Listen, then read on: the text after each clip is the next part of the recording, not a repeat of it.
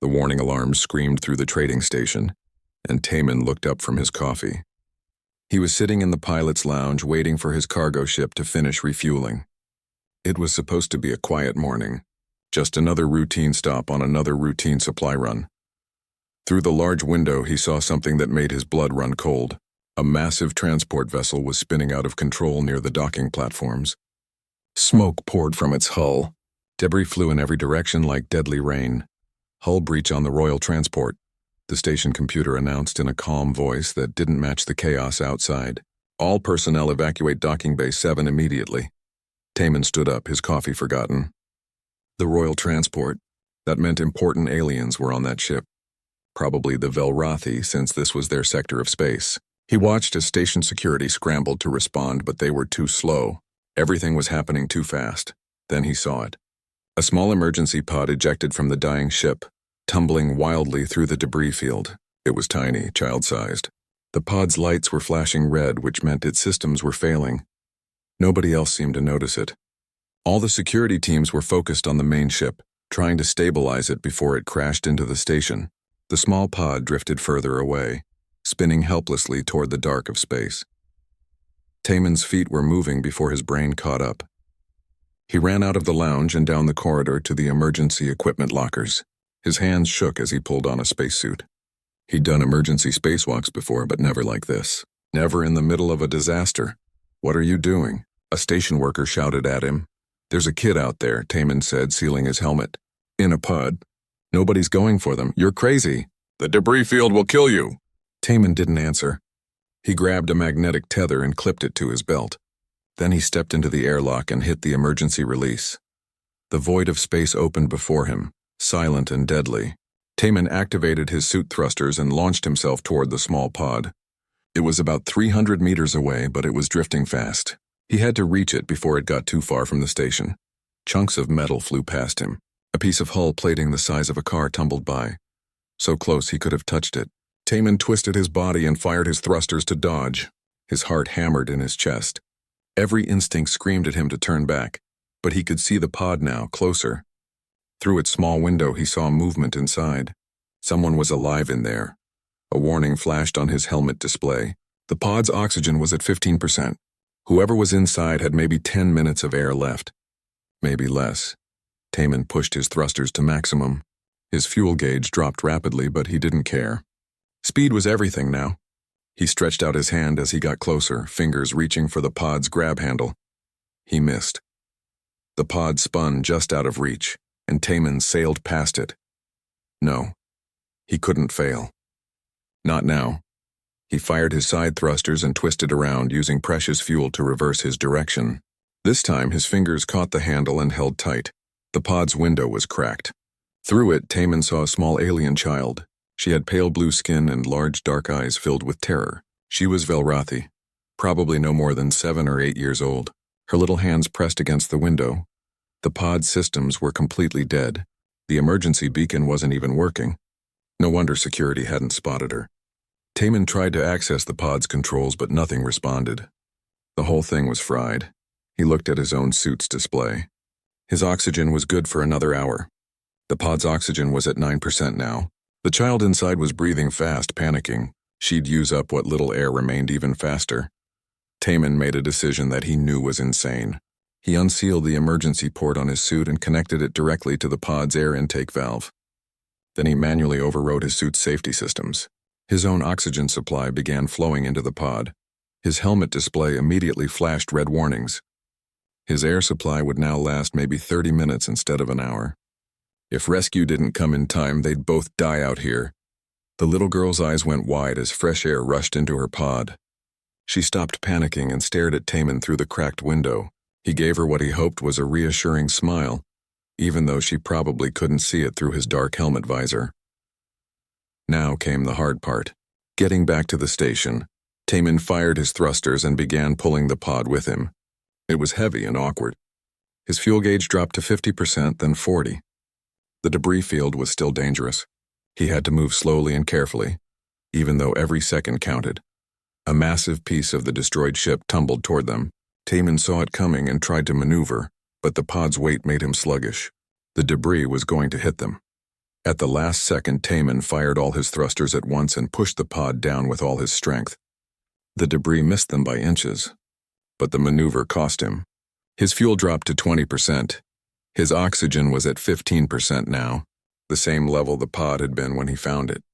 Taman could feel his breathing getting harder. Each breath took more effort than the last. The station was only 50 meters away now.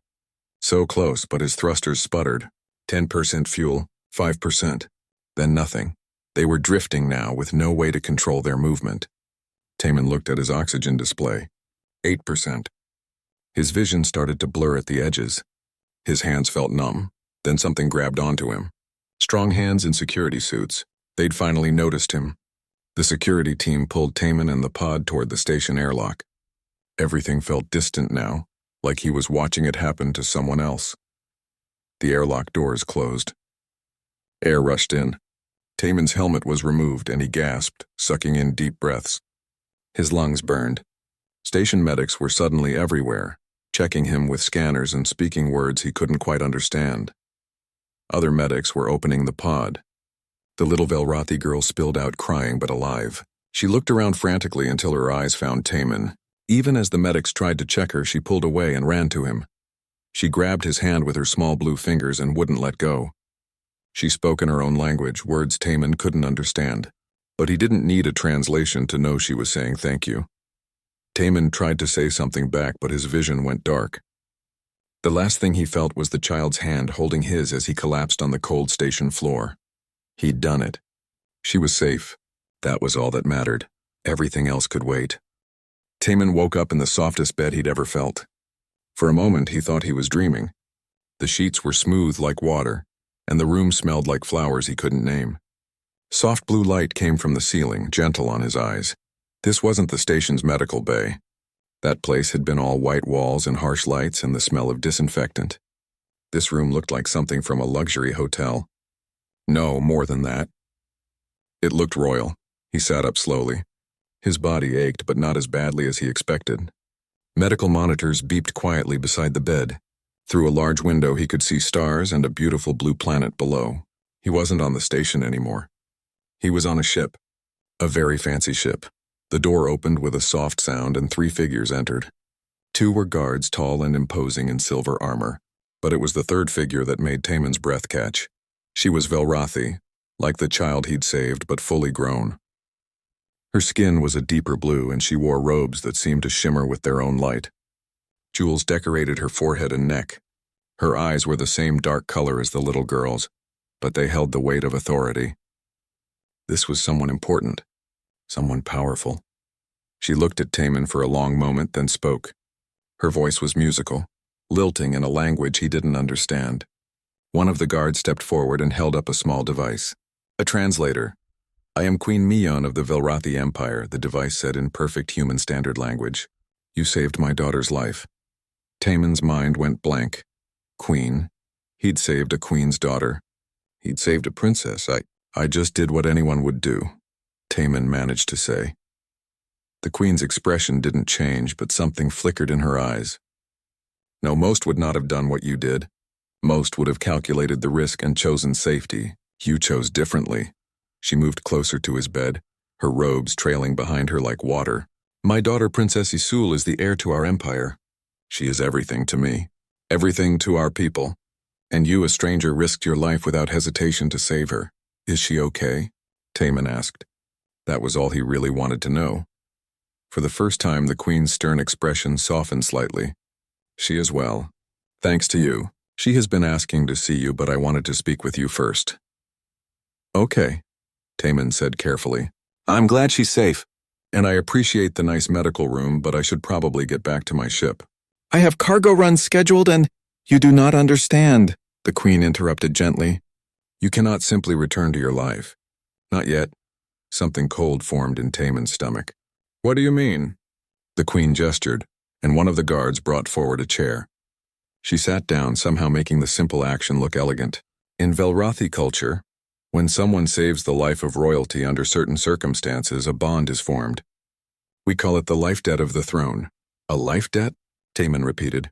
"You risked your own life while saving Princess Isul. You shared your heir, your resources. You could have died. This creates a sacred bond in our culture. Until this debt is properly satisfied, you are bound to our family. Taman felt like the air was being sucked out of the room again, just like in space. Bound for how long? That depends, the Queen said. It could be months. It could be years. The debt must be satisfied according to our traditions. But I don't want any debt, Taman said, trying to keep his voice calm. I didn't save her to get something in return. I just wanted to help. Can't we just call it even? The Queen's eyes hardened slightly. To refuse the debt would dishonor both our families. It would also complicate Princess Isolde's position in the line of succession. Other nobles would use it against her, claim she owes a debt that was never properly honored. She is only a child. I will not let politics hurt her. Taman ran his hands through his hair. This was crazy. He was just a cargo pilot. He had a simple life, a small ship, and routes that he knew by heart. He didn't know anything about alien royalty or sacred debts or court politics. What exactly would this debt mean? He asked quietly. I propose that you serve as Princess Isolde's guardian and cultural advisor, the Queen said. You would live in our palace, protect her, and teach her about humans and other species. Our people have been isolated for too long. We need to understand the galaxy better, and you can help with that. Live in your palace? On your planet? Yes, for how long? I propose a trial period of 1 standard year, the Queen said. After that, we can reassess the debt and determine if it has been properly satisfied. 1 year. Taman thought about his ship, his roots, his freedom. 1 year away from all of that. But he also thought about the little girl in the pod, terrified and running out of air. He thought about her hand holding his as he collapsed. What if I say no? He asked, even though he suspected he knew the answer. Then you would create an interstellar incident, the Queen said bluntly. Our culture takes these matters very seriously. To refuse would be seen as an insult to our entire empire. I do not think you want that. She wasn't threatening him exactly, but the message was clear. He didn't really have a choice, and after a year, Taman asked. After a year, if the debt is satisfied, you would be free to return to your life. You would have the gratitude of the Velrathi Empire, which is worth more than you might think. Taman looked out the window at the planet below. It was beautiful, he had to admit. Blue and green and covered in clouds. Nothing like the barren rocks and space stations he usually saw. He thought about refusing anyway, about insisting on his freedom. But that would hurt the little girl who'd held his hand. That would make her a target for political games, and Taman found he couldn't do that to her. 1 year, he said finally. But I'm not good at formal stuff. I'm a cargo pilot, not a diplomat. I am not asking you to be something you are not, the Queen said, and he thought he saw relief flash across her face. I am asking you to be yourself. That is what my daughter needs. Honesty, directness, someone who sees her as a child first and a princess second. Taman nodded slowly. Okay, 1 year. But I want my ship kept safe. When this is over, I'm going back to my life. Your ship will be maintained and ready for your return, the Queen promised. She stood up and suddenly her formal manner softened again. Thank you, Taman. You have no idea what you have given me, what you have given our people. Before Taman could respond, the door burst open. A small blue figure rushed in, dodging past the startled guards. Princess Isolde ran straight to Taman's bed, her face breaking into a huge smile. Taman, she said in heavily accented human standard. She'd been practicing. The Queen said something sharp in Velrathi, probably telling her daughter to be careful, but Isolde ignored her mother and grabbed Taman's hand, just like she had on the station. Thank you, she said in human standard. Thank you, thank you, thank you. Taman looked at her happy face, then at the Queen's soft expression as she watched her daughter. He thought about his small empty ship and his quiet, lonely cargo runs. Maybe 1 year wouldn't be so bad. You're welcome, kid, he said gently. And that was how Taman's new life began. The palace was impossible.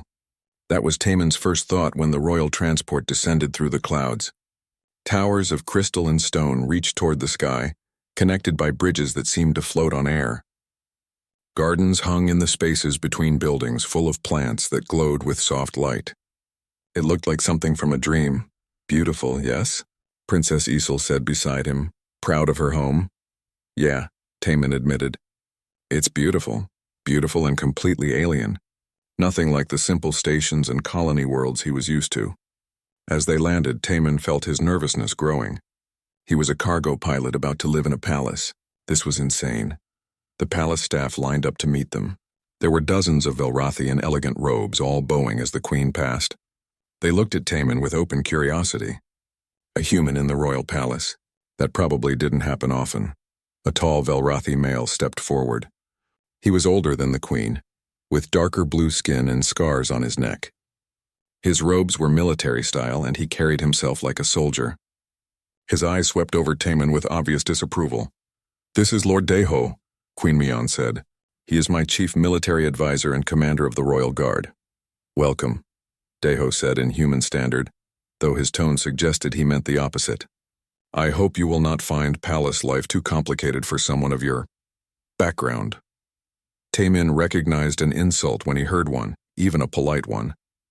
"I'm sure I'll manage," he said evenly. Deho's eyes narrowed slightly, but he bowed to the queen and stepped back. Taman had made his first enemy in the palace. That was probably a record. The queen showed Taman to his quarters.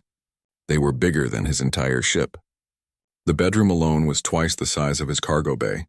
There was a sitting room, a bathroom with a pool-sized bath, and a balcony overlooking the gardens. "This is too much," Taman said. "This is appropriate for someone in your position," the queen replied. "You are Princess Isul's guardian now. That comes with certain accommodations." She explained his duties. He would spend his days with the princess, teaching her about human culture and other species. He would accompany her to lessons and meals.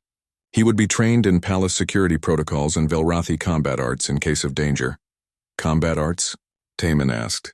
"You must be able to protect her properly," the queen said. "Lord Deho will oversee your training personally." "Great. The guy who already hated him would be teaching him how to fight." What could go wrong? The first week was overwhelming. Taman kept getting lost in the endless corridors. He couldn't read the Velrathi script on the signs. He accidentally insulted a noble by using the wrong hand gesture. He ate with the wrong utensil at dinner and caused a minor scandal, but Princess Isul made it bearable. She followed him everywhere, chattering in her mix of Velrathi and human standard. She showed him her collection of artifacts from different worlds and made him tell her stories about Earth and space stations and cargo runs. "Tell about the time with the space pirates," she demanded. One afternoon in her room. "I already told you that story 3 times," Taman said. "Tell again." So he told her again about the time pirates tried to board his ship, and he'd outsmarted them by venting cargo bay air and making them think his ship was decompressing. She loved it, her eyes wide with excitement. "You are very clever," she said seriously. "This is why Mother chose you." The queen checked on them often, more than Taman expected. She would arrive unannounced and watch him interact with her daughter. Sometimes she asked him questions about human thinking, about how humans made decisions or solved problems. "Why did you save Isul?" she asked one evening when the princess had gone to bed. They were sitting in the palace gardens under strange stars. "You said you just did what anyone would do." "But that is not true. Many would not have acted." Taman thought about it. "I don't know. I just saw a kid in trouble. I didn't think about it being smart or stupid. I just acted." "Interesting," the queen said softly. "In Velrathi culture, we think carefully before we act. We calculate risks and outcomes. Sometimes I think we think too much." "Sometimes thinking too much means you don't act at all," Taman said. She looked at him with those dark eyes. "Yes, exactly. The combat training started in the second week. Lord Deho was a harsh teacher. He had Taman training with the royal guards every morning before dawn. The guards were all bigger than Taman, stronger, and had trained their whole lives. "You are weak," Deho told him after Taman was knocked down for the 10th time. "How do you expect to protect the princess?" Taman got up, breathing hard. "I'm learning. Not fast enough, but Taman was stubborn. He'd survived in space for years, dealt with broken ships and dangerous situations. He could handle this." He started watching the guards carefully, learning their patterns. Velrathi fought with grace and power, but they were predictable. They followed forms and traditions. By the 3rd week, Taman stopped trying to fight like them. Instead, he fought like a human. He was smaller, so he used speed. He was weaker, so he used surprise. He ignored the traditional forms and did whatever worked. During one training session, he was facing a guard twice his size. The guard attacked with a powerful overhead strike. Instead of blocking it properly, Taman ducked, rolled between the guard's legs, and swept his feet. The guard crashed to the floor. The training hall went silent. That move was not in any Velrothi combat form. Deho's face was unreadable. Again, he ordered. By the end of the month, the guards were respecting Taman even if Deho wasn't. They started calling him Quickstep because of his unpredictable movement. Some even asked him to show them human techniques. Palace life became a routine. Morning training, breakfast with Isul, lessons and activities during the day, evening meals with the royal family. The staff grew used to him. Some even seemed to like him, but not everyone. Lord Deho watched Taman constantly. He questioned every decision Taman made regarding the princess's safety. He made subtle comments in court about humans being unreliable or inappropriate for royal service. One evening, after a formal dinner, Deho cornered Taman in a corridor. "You do not belong here," he said bluntly in human standard. "The queen disagrees," Taman replied. "The queen is blinded by gratitude. You saved her daughter. That does not make you fit for palace life." Deho stepped closer. "You are a cargo pilot playing at being noble. Eventually you will make a mistake. And when you do, I will be there. Is that a threat?" "It is a fact." Deho turned and walked away. Taman stood in the empty corridor, troubled. Deho wasn't just unfriendly. He was actively hostile. That could be dangerous. But when Taman returned to his quarters, he found Princess Isul waiting outside his door. She was supposed to be in bed. "Isul, what are you doing up?" She held up a small carved figure. "I made this for you. In craft lesson today, it was a spaceship. Rough and childish, but clearly made with care. It looked a bit like his cargo ship. So you do not forget," she said seriously. "Your ship, your home, when the year is done." Taman took the carved ship, feeling something tight in his chest. "Thank you. It's perfect." She smiled and hugged him quickly, then ran off to her room before the guards could scold her for being out of bed. Taman looked at the little carved ship in his hands. Deho was right about one thing. He didn't belong here. This wasn't his world. But for now, this little girl needed him. He could handle palace politics and hostile advisors for 1 year. He'd survived worse, probably. 3 months passed like water through fingers. Taman no longer got lost in the palace corridors. He could read basic Velrothi script and understand simple phrases without a translator. The staff greeted him by name, and the guards treated him like one of their own. Princess Isul had attached herself to him completely. She insisted he sit with her during lessons, read her bedtime stories about Earth's oceans and mountains, and play games in the gardens. She called him Taman Shi with her adorable accent, and the whole palace had started using the nickname. But it was Queen Mion who surprised Taman the most. She had started asking him to join her for private dinners. At first, she said it was to discuss Isul's education, but the conversations always drifted to other topics: philosophy, art, different approaches to leadership. "Tell me about human governments," she said one evening over dinner. They were alone on a terrace overlooking the city lights. "Your people have many different systems, yes?" "Yeah," Taman said. "Democracy, republics, some monarchies, even a few corporate governments. We can't agree on much." "And you think this is good?" "It's messy, but maybe messy is better than everyone thinking the same way." Mion considered this, her fingers tracing patterns on her glass. "The Velrothi have one empire one way. It has kept us stable for thousands of years. But stable can also mean stuck." "Why are you asking me these things?" Taman said. "I'm just a cargo pilot. I don't know about ruling empires." "That is exactly why I ask," she said softly. "Everyone else tells me what they think I want to hear. You tell me what you actually think." Their eyes met across the table, and something passed between them that Taman didn't quite understand. Something that made his heart beat faster. He cleared his throat. "How long have you been ruling alone?" Her expression shifted, becoming distant. 3 years. My mate, Isul's father, died in battle against raiders from the outer sectors. Since then, I have carried the burden of rule by myself. That must be hard." "It is lonely," she admitted. "I make decisions that affect billions of lives. I can show no weakness, no doubt. The moment I do, there are those who would use it against me. Against Isul, like Deho?" Mion's eyes sharpened. "You have noticed his hostility. Hard to miss. He thinks I'm a mistake. Maybe he's right, he is not right." Her voice was firm. "Deho is a good soldier and a loyal advisor, but he fears change. You represent change, something new. something he cannot control.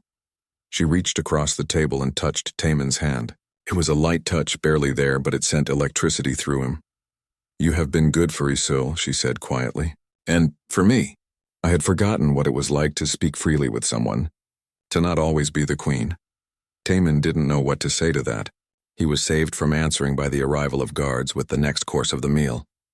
But Mion's hand lingered on his for just a moment longer before she pulled away. The following week brought the Festival of Lights, a major Velrathi celebration.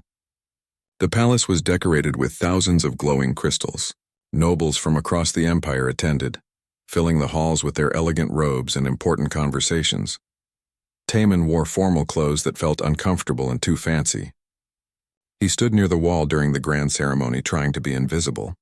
But Princess Isil found him and grabbed his hand. "You must stand with me," she insisted. "You are my guardian." So Taemin stood beside the royal family as the queen gave a speech in Velrathi. He understood maybe half of it. Something about honoring the past and looking to the future. The crowd cheered at the appropriate moments. Then the dancing started. Nobles paired off in traditional formations, moving to music that sounded like wind chimes and deep bells. Isil pulled Taemin toward the dance floor. "I do not know how to do this dance," Taemin protested. "I will teach you." She was a patient teacher, showing him the basic steps. Taemin stumbled through it, feeling foolish. But Isil laughed with delight, and other dancers smiled at them kindly. A human trying to learn their dances. It was probably entertaining. When the dance ended, Taemin escaped back to the wall. He was getting some water when Daeho appeared beside him. "You make a fool of yourself," the advisor said coldly. "I'm making her happy," Taemin replied. "That's my job. Your job is temporary. You should not forget that." Before Taemin could respond, alarms blared through the palace. The music cut off. Guards rushed into the hall, forming protective circles around the nobles. "What's happening?" Taemin asked. But Daeho was already moving toward the queen. An explosion rocked the building. The crystals hanging from the ceiling swayed and some fell, shattering on the floor. Nobles screamed. More guards poured in, weapons drawn. Taemin's training kicked in instantly. He looked for Isul. She was standing frozen near the dance floor, terrified. Without thinking, Taemin ran to her, scanning for threats. He saw them. 3 figures in dark clothes pushing through the panicking crowd. They were moving purposefully toward the royal platform where the queen stood. Assassins. One of them saw Taemin shielding Isul. The assassin changed direction, heading straight for them. He had a weapon, something that glowed with deadly light. "A plasma blade. Get behind me," Taemin said to Isul. The assassin was fast. He came at Taemin in a rush, blade raised. Taemin had no weapon, just his training. He did what the guards had taught him and what his human instincts added. He dodged to the side at the last second, grabbed a heavy crystal from a nearby table and smashed it into the assassin's head. The assassin stumbled. Taemin kicked his legs out from under him and caught the falling plasma blade. He'd never used one before, but it seemed straightforward enough. Point the glowing end at the bad guys. The other 2 assassins had reached the queen. Daeho and the guards were fighting them, but one got through. He lunged at Mion with his blade raised. Taemin moved without thinking. He pushed Isul toward the guards and ran. He crossed the distance in seconds, threw himself between the assassin and the queen, and brought up the stolen blade. The assassin's strike hit Taemin instead of the queen. Pain exploded across his shoulder as the plasma blade cut through his formal jacket and into flesh. Taemin screamed but didn't fall. He swung his own blade wildly, driving the assassin back. Guards finally reached them, overwhelming the assassin. More guards secured the other 2 attackers. The threat was over in seconds, but it felt like hours. Taemin dropped the blade and fell to his knees, clutching his shoulder. The burn was agonizing, like fire inside his skin. His vision blurred. Mion was beside him instantly, her hands on his face. "Taemin, stay with me." "Is Isul okay?" he managed to ask. "She is safe, because of you." "Good," Taemin said, and then the pain dragged him down into darkness. He woke in the medical wing. Again. This was becoming a habit. His shoulder was bandaged and felt numb from medication. The queen sat in a chair beside his bed. Her face was composed, but her eyes were red like she'd been crying. "You should not have done that," she said quietly. "Couldn't let them hurt you. You nearly died. For me. That's the job, right? Protecting the royal family." "No," Mion said fiercely. "That is not your job. Your job is to teach Isil, to be her companion, not to throw yourself in front of blades meant for me. She reached out and took his hand, not the light formal touch from dinner. This time she held it tightly, desperately. In Velrathi culture, he'd learned, touching hands was intimate, reserved for family, for mates. I cannot lose you, she whispered. I have already lost too much. And Isul, she needs you. I need you. Taman looked into her eyes and saw something that made his chest tight. This was more than gratitude, more than respect. Miyun, he said softly, using her name without title for the first time. She leaned down and touched her forehead to his, a Velrathi gesture of deep affection. When the year ends, she said, I do not think I can let you go. Neither of them spoke after that. They just sat together, hands linked, both understanding that something between them had changed forever. Taman's shoulder healed slowly. The plasma burn had cut deep, and even Velrathi medicine couldn't fix it overnight. But he refused to stay in the medical wing. He returned to his duties with Isul as soon as he could stand without feeling dizzy. The assassination attempt had changed things in the palace. Security was tighter. Guards followed the royal family everywhere. And people looked at Taman differently now. He wasn't just the human who'd saved the princess once. He was the human who'd taken a blade for the queen. But the biggest change was between Taman and Miyun. The formal distance was gone. She found excuses to see him daily. Sometimes she joined his lessons with Isul. Sometimes she asked him to walk with her in the gardens. They talked about everything and nothing, and Taman felt himself falling deeper into something he knew was impossible. She was a queen. He was a cargo pilot. This couldn't work. But his heart didn't seem to care about logic. Isul noticed, of course. Children always notice these things. She started making comments about how her mother smiled more now, how she laughed at Taman's stories. The princess looked between them with knowing eyes that seemed too old for her young face. Do you like my mother? She asked Taman one afternoon during their lessons. Taman nearly dropped the book he was reading. What kind of question is that? A simple one. Do you like her? Of course I like her. She's your mother. She's a good person. That is not what I mean. Isul folded her small arms. I mean, do you like her the way father liked her? The way mates like each other? Taman didn't know how to answer that. Isul saved him by continuing, I think you do. And I think she likes you too. I see how she looks at you. Isul, I would not mind, the princess said seriously. If you stayed forever, if you became my father. I miss having a father. The words hit Taman like a punch. He knelt down to her level. I care about you very much. And your mother. But it's complicated. Why? Because I'm human. Because I'm not royalty. Because in a few months my year will be up and I'll have to leave. But you do not want to leave. It wasn't a question. Taman realized she was right. He didn't want to leave. Not the palace, not Isul, not Miyun. When had this place become home? When had these aliens become his family? The political situation grew tense as the year mark approached. Lord Deho and other conservative nobles began pushing for Taman's departure. They argued that the life debt had been more than satisfied. The human had served his purpose. It was time for tradition to return. They also suggested that the queen should take a new mate.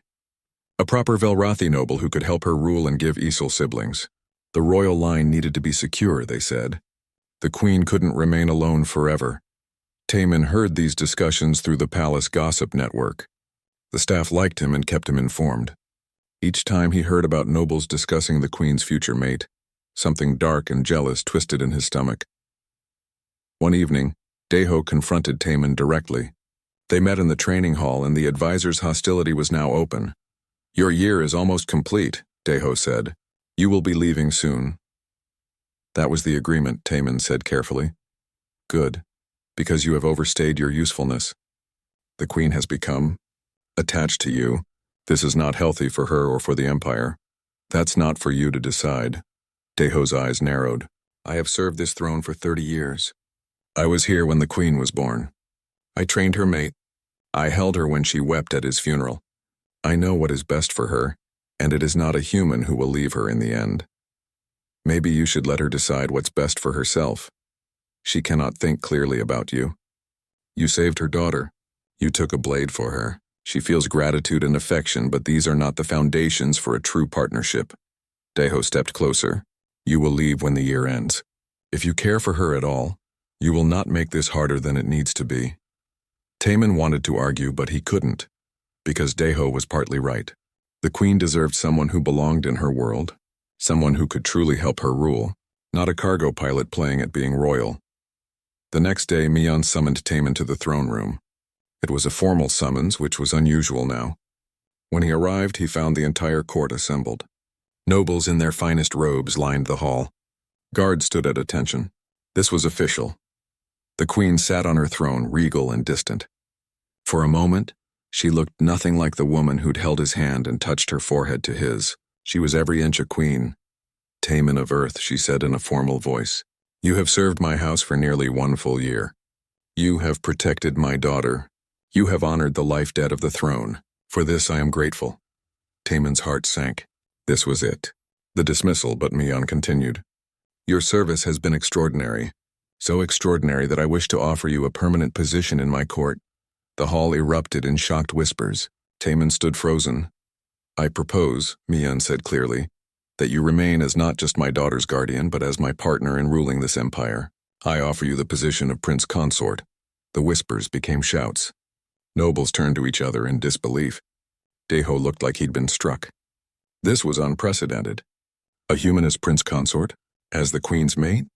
Taman couldn't breathe. She was asking him to marry her. To stay forever. To be Isol's father in truth, not just in practice. It was everything he wanted, and it was impossible. He looked at Mion's face. She was trying to appear calm and regal, but he saw the hope in her eyes, the vulnerability. She was risking everything for him.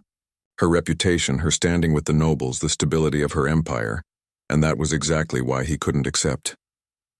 I am honored beyond words, Taman said, his voice somehow steady. But I cannot accept. Mion's face went pale. The court gasped. Even Deho looked surprised. I will not let you sacrifice your people's respect for me, Taman continued. You heard them. They're shocked, angry. If I accept, there will be unrest. Maybe worse. Princess Isol's position will be questioned. Your authority will be undermined. I am the queen, Mion said, her voice shaking slightly. I decide, and I'm deciding for you, Taman interrupted gently. I care about you too much to let you do this. I care about Isol too much to make her life harder. The original agreement was 1 year. I'll honor that. I'll leave when the time comes. Taman, please, I'm sorry, he said, and his voice broke on the words. I'm so sorry.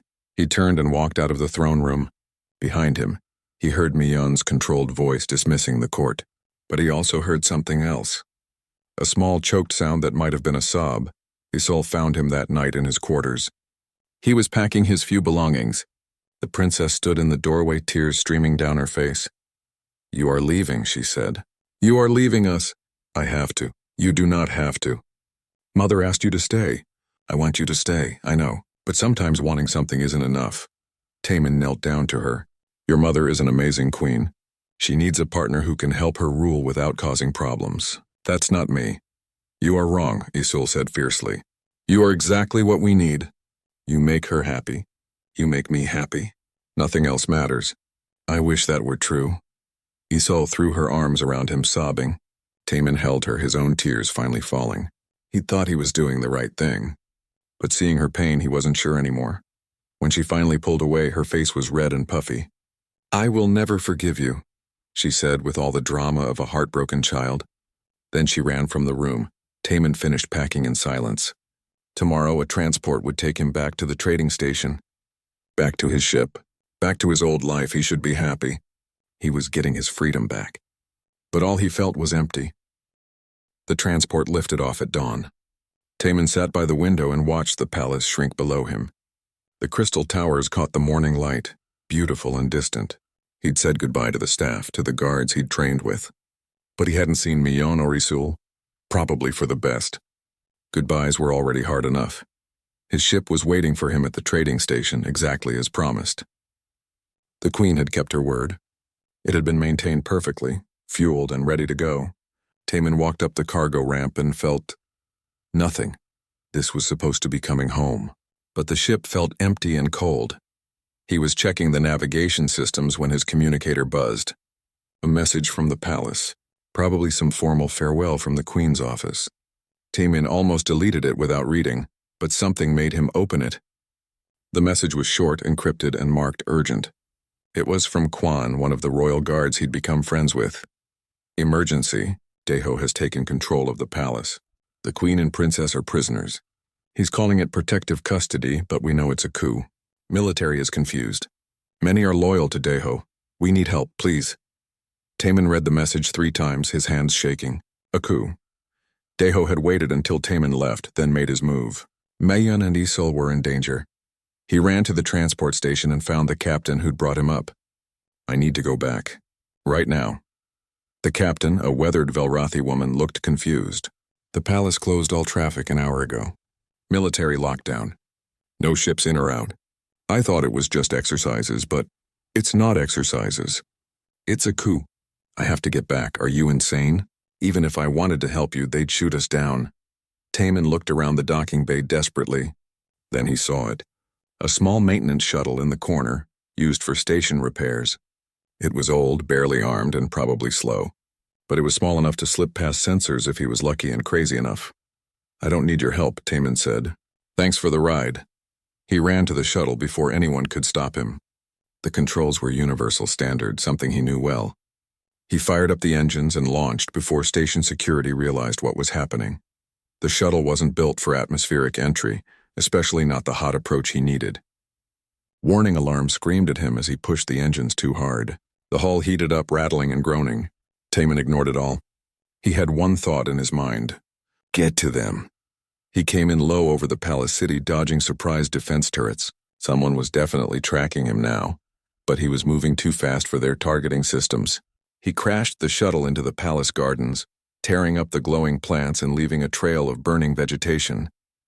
Taemin grabbed a plasma rifle from the shuttle's emergency kit and ran. He knew the palace layout by heart now. He knew the maintenance tunnels and hidden passages that even most guards didn't know about. That knowledge had seemed useless when he left. Now it might save lives. He found Quan and 3 other loyal guards hiding in a storage room. Their faces lit up when they saw him. You came back, Quan breathed. We did not think— Where are they? Taemin demanded. Royal Tower. Daeho has 50 soldiers guarding them. He's planning a trial at dawn.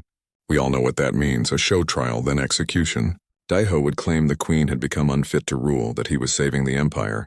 Once Myeon and Isul were dead, no one could challenge him. How many guards stayed loyal? Taemin asked. Maybe 20 scattered through the palace. Not enough to fight Daeho's forces directly. We don't need to fight them directly. Taemin's mind raced, thinking like a cargo pilot, not a soldier. We need to get them off balance. Make them confused. Create chaos, he explained his plan. It was crazy, risky, and depended on perfect timing. The guards looked doubtful. This is madness, one of them said. You have a better idea? Taemin asked. They didn't, so they moved. The palace had an old system of service tunnels for maintenance staff. Taemin led them through the dark passages, stopping at key points. They planted explosives at empty storage rooms near guard positions. Not to hurt anyone, but to create confusion. Then Taemin used the palace communication system to send a message on the emergency channel that only royal blood could activate. Except he'd learned months ago that Isul had shown him the override code, thinking it was a game. He broadcasted on all frequencies. This is Taemin. Daeho has betrayed the throne. Any guards loyal to Queen Myeon converge on the royal tower. This is not a drill. The explosives went off in sequence, echoing through the palace. Alarms blared. Guards rushed to respond, thinking they were under attack. In the chaos, Taemin and his small team moved toward the royal tower. They encountered resistance at the main entrance. 8 of Daeho's soldiers blocking the way. Taemin didn't hesitate. He'd trained with these people. He knew how they thought. The fight was brutal but brief. Taemin and his guards fought with desperate energy. They were outnumbered but had surprise on their side. When it was over, 3 of Daeho's soldiers were down, the rest fallen back. But Taemin had taken hits. Burns on his arms, a cut across his ribs. He was bleeding and everything hurt. Didn't matter. Keep moving. More loyal guards joined them as they climbed the tower. Word was spreading. Taemin was back. The crazy human who'd saved the princess twice was fighting for the queen. It inspired others to act. By the time they reached the throne room, Taemin's force had grown to 15. But Daeho had 40 soldiers inside with him. The odds were bad. Taemin kicked open the throne room doors anyway. Daeho stood at the center of the room, his hand on Mion's shoulder. She was bound to her own throne. Isil sat at her feet, also bound, her face wet with tears. Both looked exhausted and frightened. When Isil saw Taemin, her eyes went wide. "Taemin." "Let them go," Taemin said, raising his rifle. His team spread out behind him. Daeho smiled coldly. "The human returns, predictable. I knew you would come back if I moved quickly enough." "This was a trap?" Taemin realized. "You planned for me to come back?" "Of course. I knew you would not let them die.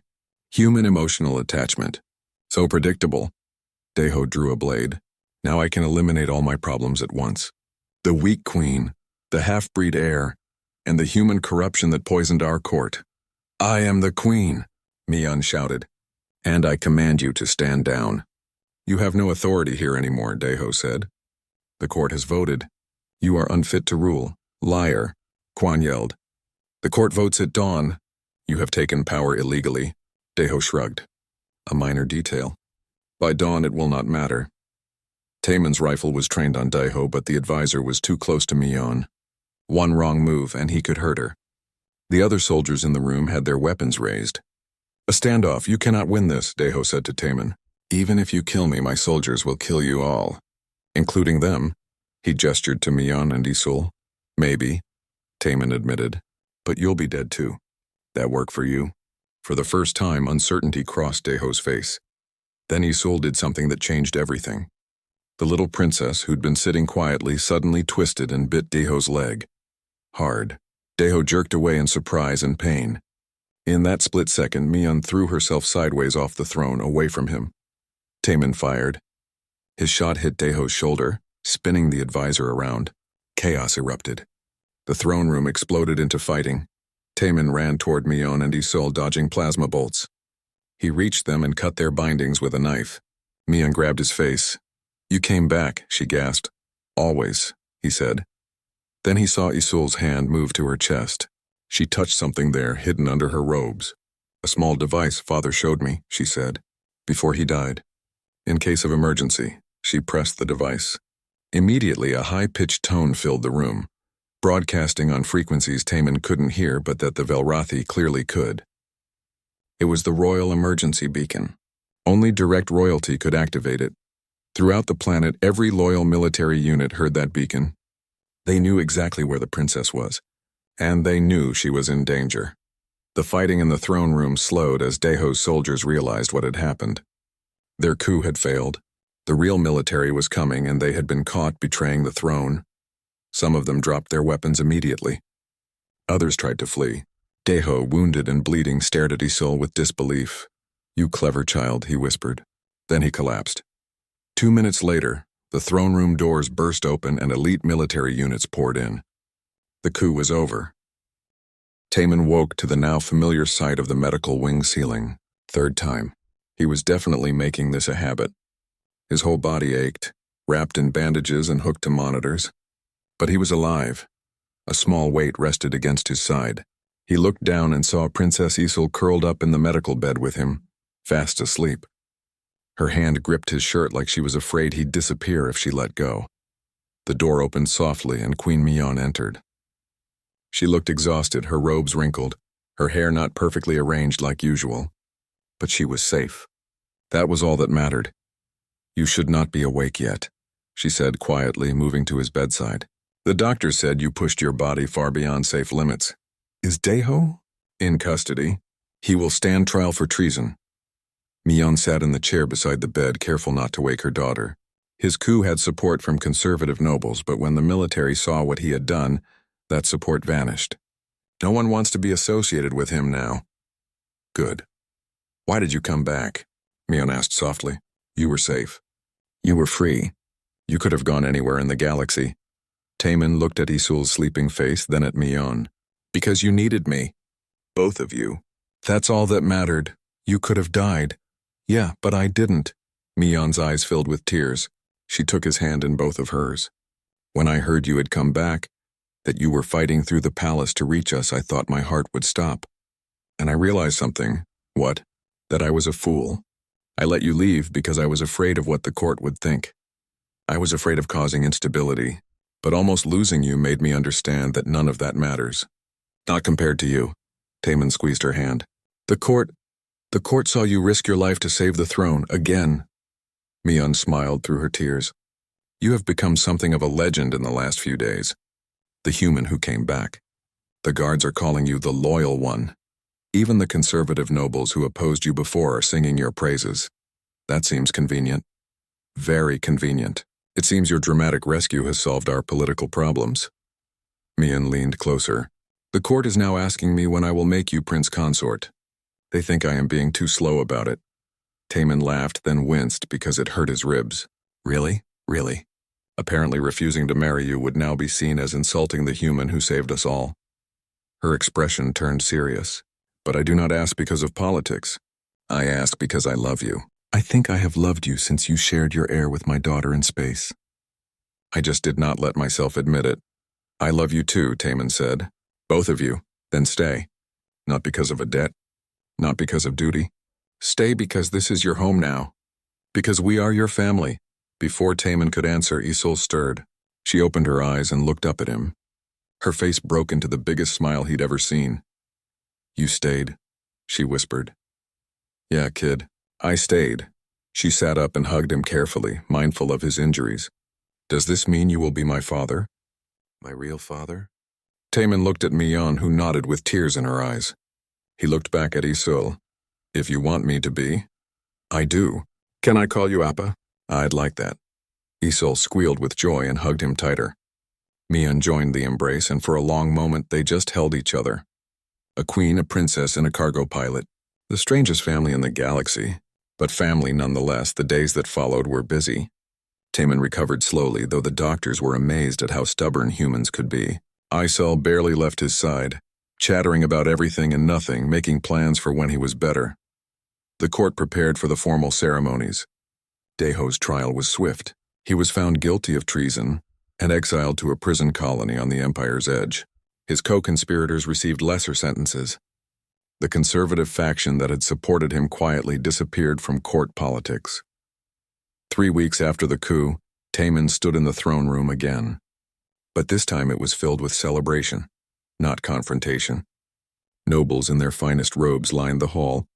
The royal guard stood at attention in ceremonial armor. Music played softly. Taman wore robes that Mion had chosen for him. They were Velrathi style but adapted for human proportions, mixing both cultures. He felt like an imposter dressed up for a play. But Mion had insisted. The ceremony was long and involved many traditions that Taman didn't fully understand. There were speeches in formal Velrathian oaths that he repeated carefully. But the important part was simple. Mion placed a silver circlet on his head, the mark of a prince consort. By the authority of the throne and the will of our people, I name you Taman, Prince Consort of the Velrathi Empire, partner to the Queen, guardian of the air, member of our royal house, the court cheered. Isolde, standing beside the throne in her own formal robes, beamed with pride. Taman looked out at all the faces. Nobles who had once questioned him. Guards he'd trained with. Staff who'd become friends. Quan grinning like an idiot. This was real. This was happening. Thank you, he said simply. I'll try not to mess it up. The court laughed. Mion smiled and took his hand. A public gesture, acknowledging their bond before everyone. That night after the ceremonies and celebrations, Taman found himself in the palace gardens. The same gardens where he'd first talked with Mion about human governments and decision-making. It felt like a lifetime ago. In some ways it was. Mion found him there as he knew she would.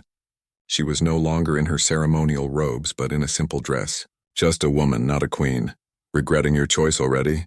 She asked with a slight smile. No, just thinking about how strange life is. A year ago I was hauling cargo and drinking bad coffee on space stations. Now I'm a prince. You are more than that. Mion took his hand. You are the person who saved my daughter without thinking of reward. Who stood by us when it was dangerous. Who came back when you could have fled. You are exactly who we need. I'm still going to make mistakes. I don't know how to be royal. Then be yourself. That is what we need. She leaned against him. Besides, you have time to learn. A lifetime if you wish. A lifetime sounds good, Taman said. They stood together in the garden, watching the glowing plants sway in the breeze.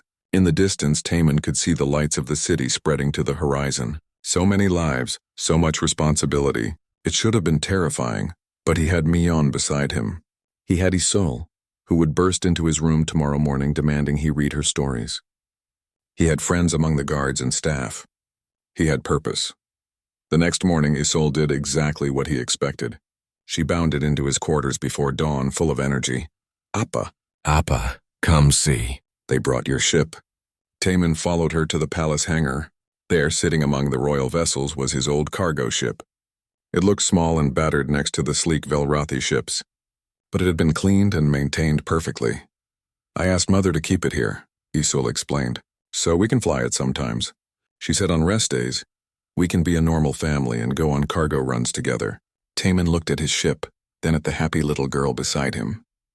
A normal family. He almost laughed at the absurdity. A human cargo pilot, an alien queen, and a princess, going on cargo runs for fun. But maybe that was exactly what normal meant for them. I think that sounds perfect, he said. Later that day, Taman stood on a balcony overlooking the city. He was supposed to be studying reports about trade agreements, prince consort duties. But instead, he found himself thinking about the chain of events that led here. One split-second decision to help a child in danger. That was all it took to change everything. He could have calculated the risks and chosen safety.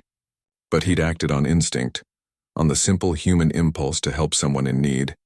And that impulse had given him a family, a home, and a purpose beyond anything he'd imagined. Mion joined him on the balcony, sliding an arm around his waist. The trade minister is waiting for you. Tell him I'm thinking deep political thoughts. You are thinking about how you got here, are you not? How did you know? Because I think about it too. How one moment of crisis brought you to us. How you changed everything. She kissed his cheek. The galaxy is vast and strange, full of different species and cultures. But sometimes the most important connections happen in an instant. Yeah, Taman agreed. Sometimes all it takes is one choice to help someone. One moment of not thinking about the consequences. That is very human of you. I'll take that as a compliment. It is. Your humanity is what saved us. Your instinct to act, to protect, to come back even when it seemed impossible. That is your gift. Below them, the city buzzed with life. Above them, stars were beginning to appear in the evening sky. Somewhere out there, cargo ships were running routes between stations. Other pilots were drinking bad coffee and living quiet, simple lives. Taman didn't regret leaving that behind. Not for a second, Isol's voice called from inside. Appa, are you coming? It is story time. Coming, he called back. He took one last look at the stars, then turned to follow me on inside. A year ago, he'd been alone, drifting through space without real connections. Now he had everything that mattered. A daughter who loved him. A partner who understood him. A purpose that felt meaningful, all because he'd seen a child in danger and decided to help. Sometimes the most human thing you can do is also the most important. Not thinking, not calculating, just acting on that simple instinct to reach.